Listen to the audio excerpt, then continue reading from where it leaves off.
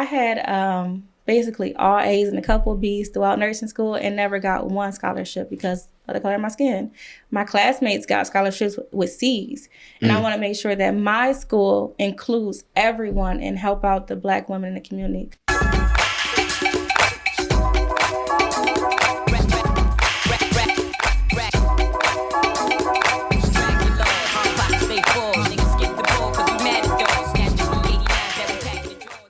What up, though, Black Fridays family? Welcome back to another installment of the Black Fridays podcast. I have a guest here who is literally saving lives, Miss Annette Anderson. How you doing today? I'm doing amazing. How are you? I'm doing pretty well. So welcome to the podcast. Appreciate you pulling up to Black Fridays.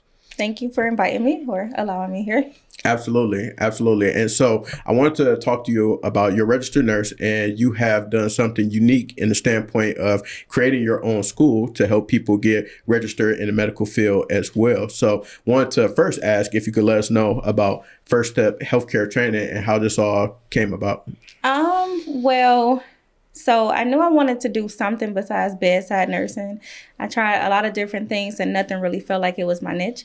And I took a class to learn how to open a CNA school. And I was like, the healthcare field is definitely different. And this would be great because the CNAs are not really how they used to be. Because now they're not hiring individuals as certified nursing assistant. They're just hiring nursing assistants. So they don't have that school training that they need to have because COVID changed things. The healthcare changed a lot. So they needed people to come in and work. And now they're bringing in nursing assistants who have no prior schooling or background. So they're not understanding the rationale behind why you're doing what you're doing. And I knew that if I opened a school and just taught individuals on why you're doing what you're doing, then they'll know how to take care of the patients better. Absolutely. And can you break down what's the difference, for my understanding and probably people listening and watching, the difference between a nurse's assistant, a CNA, and an RN? Okay, so a nursing assistant is an individual that helps take care of patients when they're sick or the elderly. They do not have to be certified. A certified nursing assistant is someone who receives 75 hours minimum of classroom training and took a state exam to say that they're able to perform this job duty. So they're certified through the state of Michigan. A registered nurse is an individual who went to college and received her degree. She either went for 2 years or 4 years. She can have an associate's degree, a bachelor's degree, or further. And is there a level above a registered nurse, or is that Yes. the peak? Oh, no. Nurses can go very far. So you have nurse practitioners. Nurses can be doctors. They can be doctors of nursing. It's different levels. And what's the distinction between a doctor? I mean, I know the different terms of what they do, but like, what's the distinction in terms of education between doctors and nurses? Like, what's that gap? As far as like actual doctors or a doctor of nursing? An MD. MD, well, they went to medical school. We went to nursing school. So our thought process is different than theirs. We're focused more on caring for that patient and following out the orders that the doctor might have wrote for us. The doctor is the one who actually write the orders, and he's the one that's providing the, putting the orders in for medications and what they want done. Okay. We act out the orders. But an argument could be made that y'all doing the real work. We do the real work. We're in that room. We're in that space for 12 hours. That doctor is not in that room. Yeah. You can call them. They might come around, but they're in there for about 5 minutes. We're acting out the orders that they've written out. So we're the ones that's saving their life. That's why you go to school to become a registered nurse, because you literally have to know how to save someone's life in every situation. Got you. And I definitely got some more follow-up questions because I'm definitely intrigued, because I mentioned to you as you had came in, my wife is a certified nurse, or RN, I should say. I had an aunt that was a nurse for years, have a grandmother that worked in the hospital for years. We'll get more into that, but I want to introduce you to Freestyle Fridays.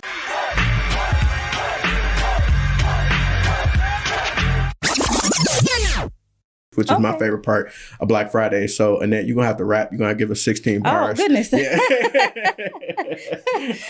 I don't think I can make it as a rapper. Fine. Okay, cool. Fair enough. We're just going to do rapid fire questions. And I just ask that you answer each one and answer honestly. Okay. All right. So, first one, what would you say is your ideal vacation? Somewhere on a beach, beachfront room where you can hear the ocean if you open the door, and you have your own private beach, and you are relaxing. You don't have to worry about nothing. Nobody's calling your phone. You ain't got to pay for anything because it's all inclusive, and you just having a time of your life. Just wake up and vibe. Pretty much. That is it. No responsibilities. Facts.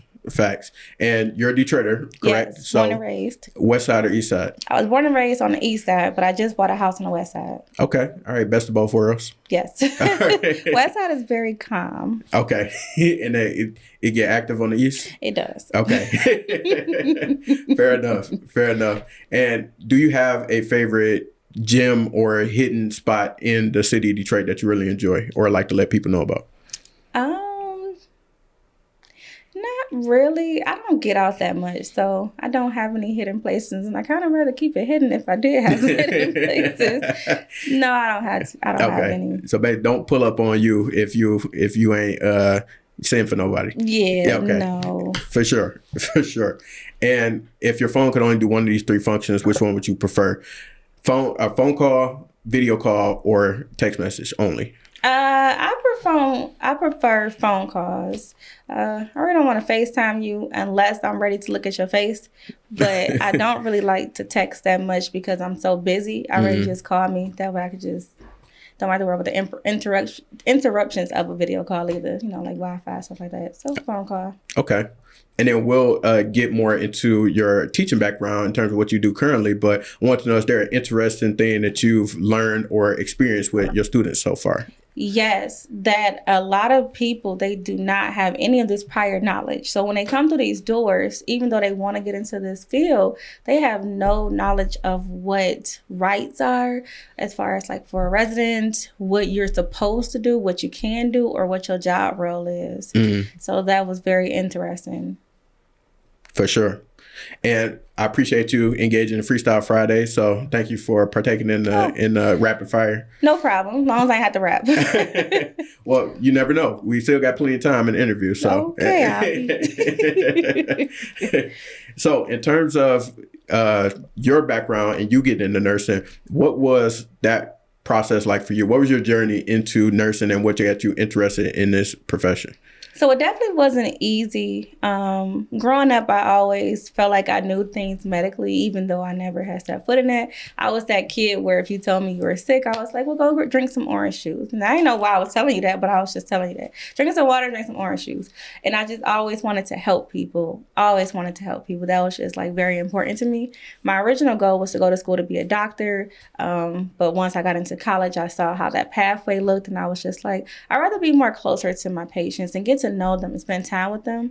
So I enrolled into a community college. I went to school out in Port Huron, got into their program and just really went full force. But it definitely was not easy. I had my son and me and him was super poor during this time, but we did everything we had to do to make it happen.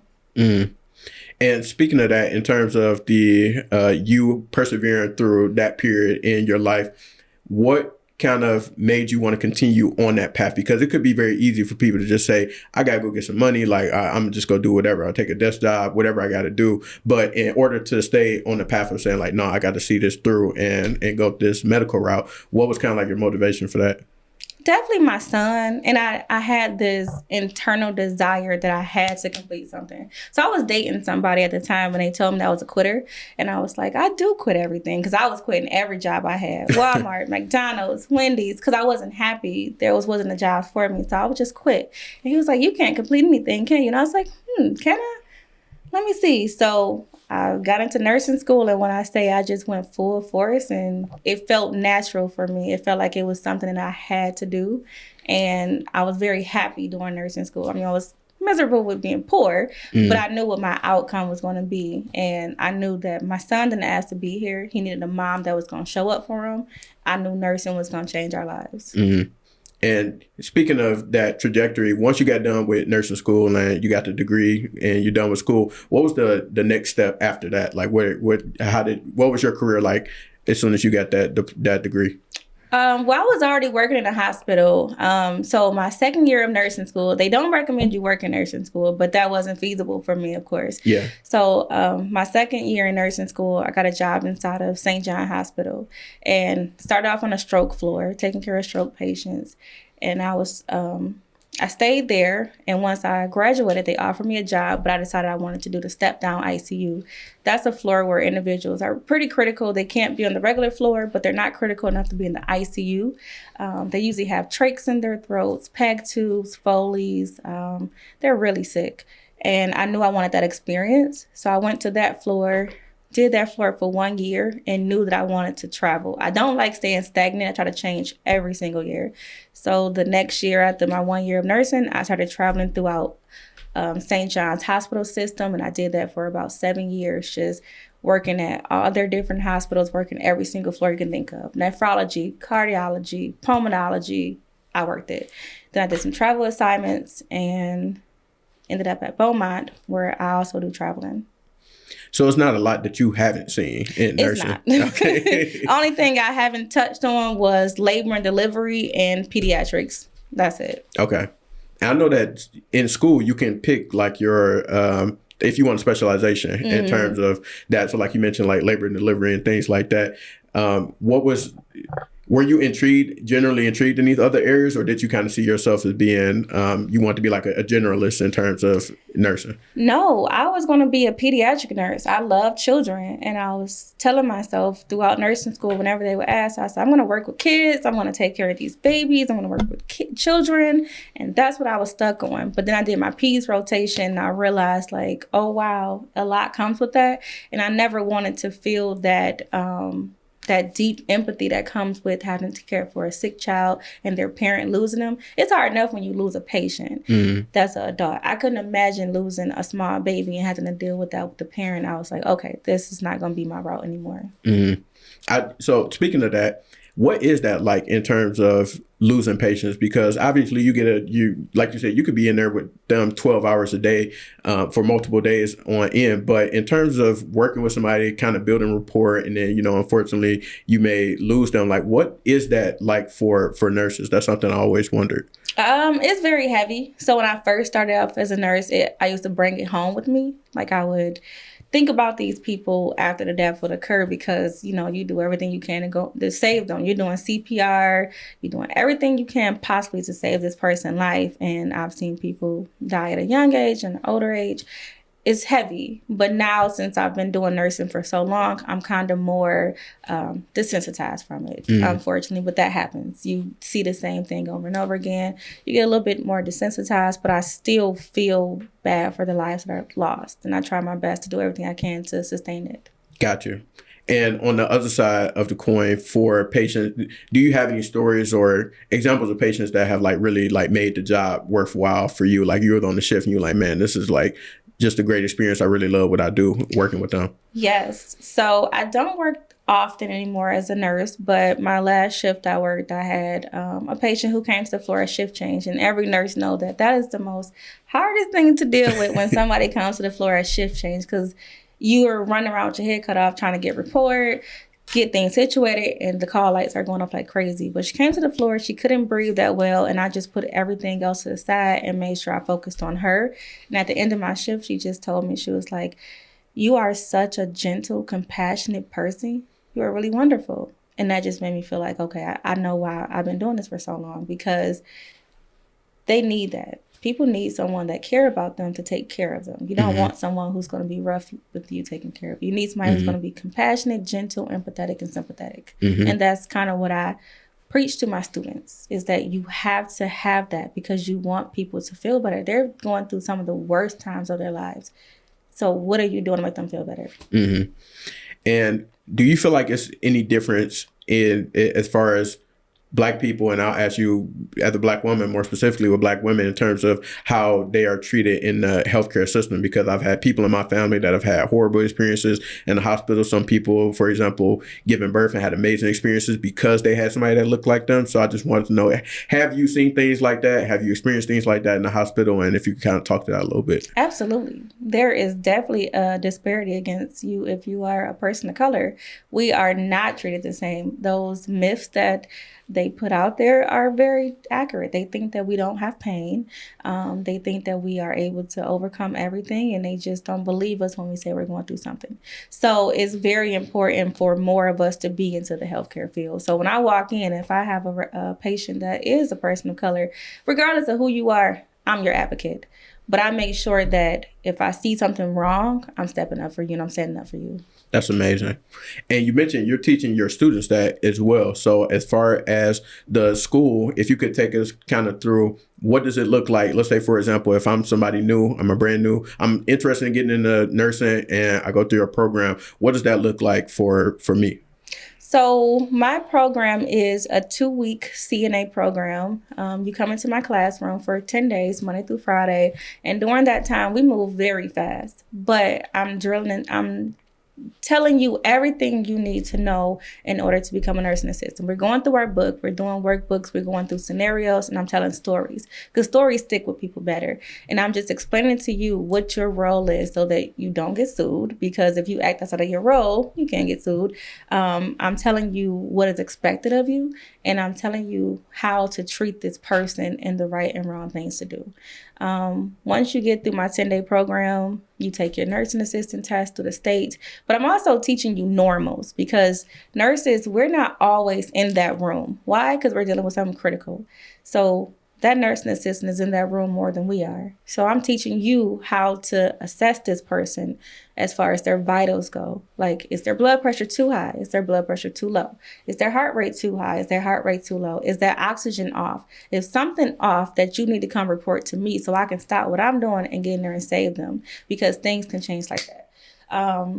Once they're done with my 10-day program, they go for the state exam, and then they can always come back to me and get mentored. And that's free. That's completely free in my program, because I tell them, like, I don't want you to stop here. If you choose to stop here, that's wonderful. Nursing assistants, CNAs are great people. That's a great career to have. They're making way more money than they used to make.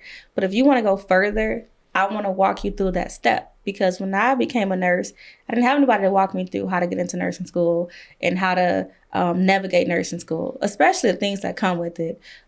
So that's what I'm here for, to also help them with that step. That's fire. And the mentoring aspect of it, how does that normally work for students who have been through your program? You can make an appointment with me. You can just drop in and see me. You can call me and just let me know what your goals is, and whatever I can do for you, I'm going to do for you. I do have a few connections, so if I know what school is best for you, I try to do my research to see what schools have a waiting program, what schools will let you in with your GPA, because back when I became a nurse, it was very competitive to become a nurse. It's not that hard now because there is such a nursing shortage. They're very desperate, but I tell you what school I think will be best for you. Who will align better with you, just things in that aspect. Okay.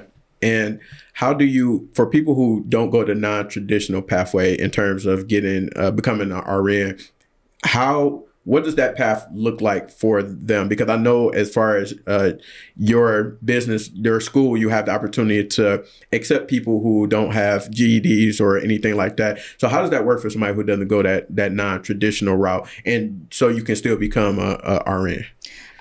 Well, that was the one thing I realized when opening my school, is that not everyone is going to have that traditional route, because myself, I did not. I like to tell my students, like, I dropped out at the age of 15, had a baby, and got a GED.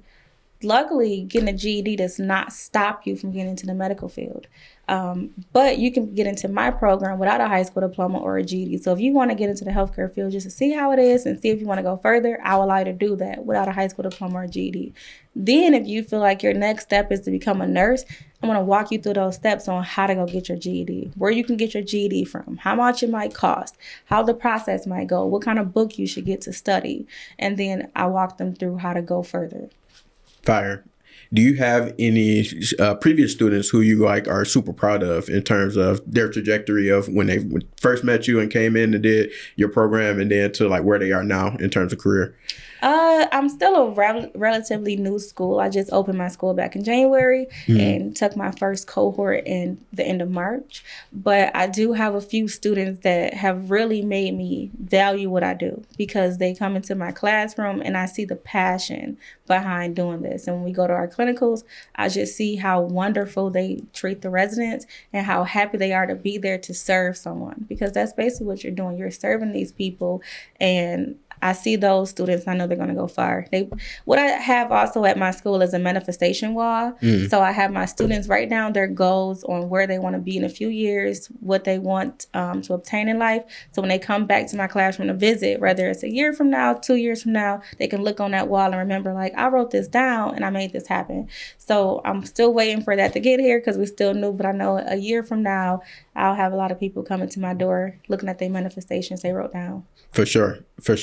And it seems like you're definitely putting them in the right position in order to succeed, no matter which way that they want to go, to be able to get the ins and outs of becoming a CNA. And then if you also need to be able to take that extra step and then you want to become an RN or take it further than that, or really just get placed like where you want to be in terms of medical systems and things like that, really giving them the real is what it seems like in order to thrive in this profession and not, really any of the fluff. Yes, I do not sugarcoat anything. I let them know it's going to be a tough ride. It's going to be a hard process because the whole goal of nursing school is to weed out the ones that are not supposed to be there. That's how they do it. They weed you out. They make the test very hard. They make the environment hard, and they push you to limits you never thought you can make it to. And that's kind of how my program is. I'm weeding out the ones I don't think will be great in the medical field. I do consider myself kind of like making sure I keep people safe. So if I see you don't have that empathy to come in there, this isn't the program for you. And what are some of the things that you experienced in nursing school that you try to be able to pour into them or eliminate from your program in terms of making sure that the students have the best overall experience? Like maybe if it was some things you didn't care for in nursing school and you're like, I ain't doing that to my people. It really wasn't the nursing program. I got along great with the instructors. It was more of the environment. I was the only Black student in my nursing program since I went to Port Huron, and I was isolated. So no one talked to me. No one really came around me until they, I guess, saw that I was a nice person. They thought that maybe I wasn't because of the color of my skin. But I make sure that my students are, get together to form some type of relationship. I let them know when they first come in, like, hey, this is going to be the person that you're in this classroom with for the next 10 days, or if they're in my evening class for the next 15 days. Form some type of relationship and get close so that if they have any type of resources when you're done with this, they can help you. If they have some resources during the program, and y'all can link up and study together because y'all both have the same common goal. I try to push that with my students. Facts. And that made me think of, in the nursing field, you don't necessarily know who you're going to be working with day to day, shift to shift, however that works out. And I wanted to know, how do you all, or how are you kind of like teaching your students as well?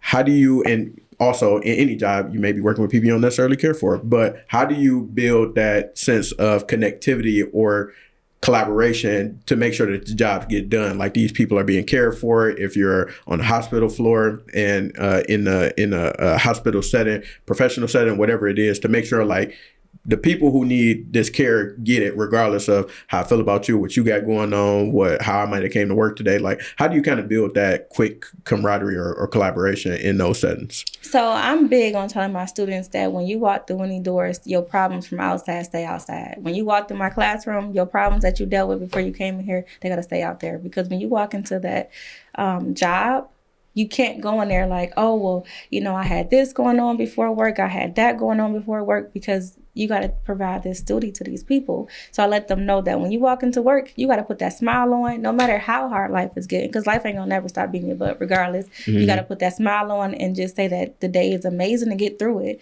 no matter what. So I really put on them to learn how to accept obstacles that come along the way. And I told them, like, no matter what happens, you got to keep going. You can't give up and say, oh, well, this happened to me.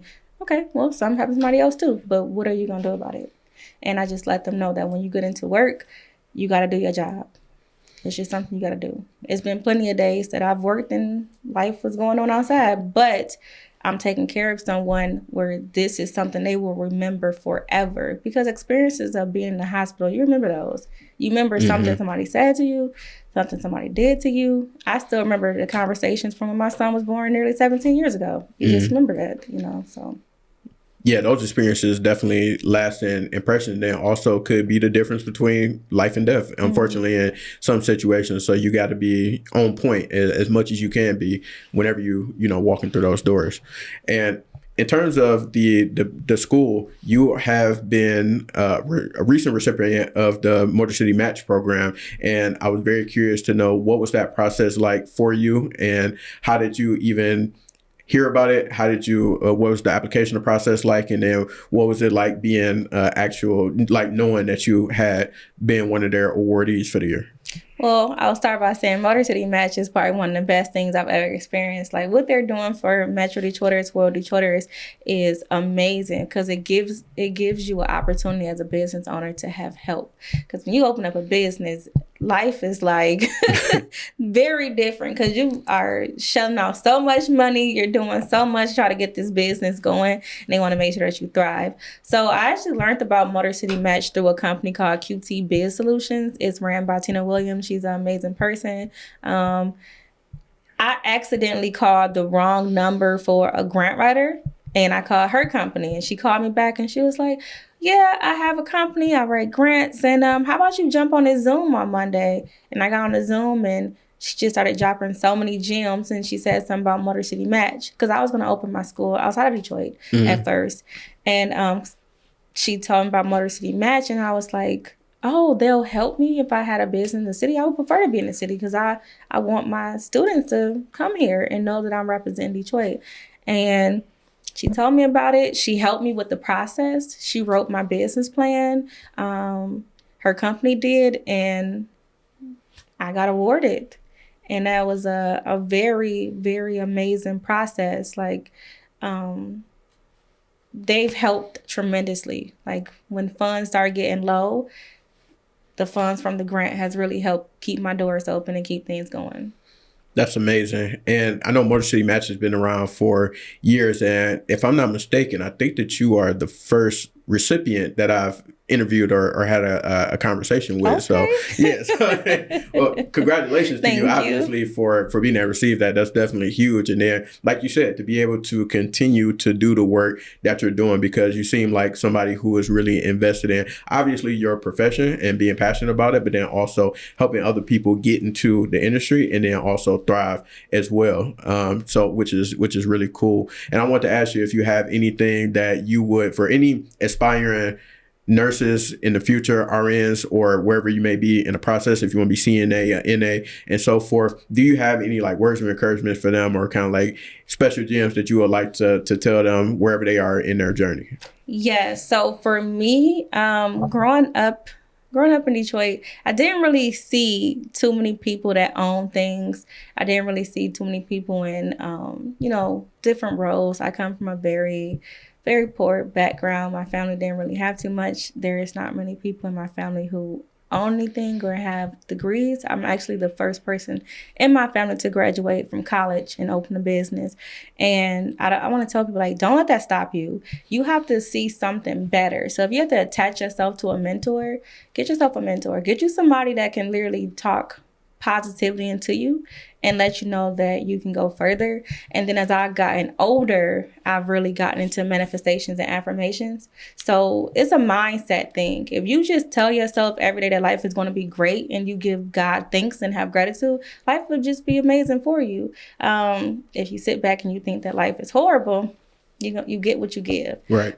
Just keep going. Don't let anything stop you, and definitely let the words of others stop you. People told me when I got pregnant with my son at 15, like, oh, your life is over. You're not going to make anything of yourself. And I proved each and every one of them wrong. Just keep going, and remember that somebody is going through something worse than you. And if you want something hard enough, you'll go for it. Excuses are not something you can accept in your life. Let those go. Facts, big facts. And so what's next? What's next for you? What's next for First Step Healthcare Training? What do you kind of see in your future or on the horizon?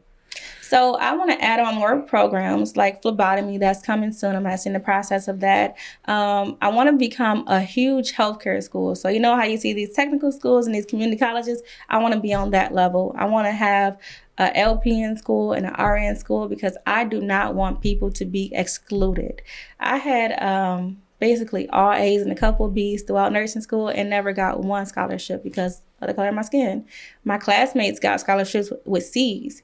And I want to make sure that my school includes everyone and help out the Black women in the community because they're going to these schools that's charging them so much money to become LPNs and so much money to become RNs, so they're driving to Ohio. I want them to come to my school where they're not coming out a lot of money. And hopefully it can be free because I have grants.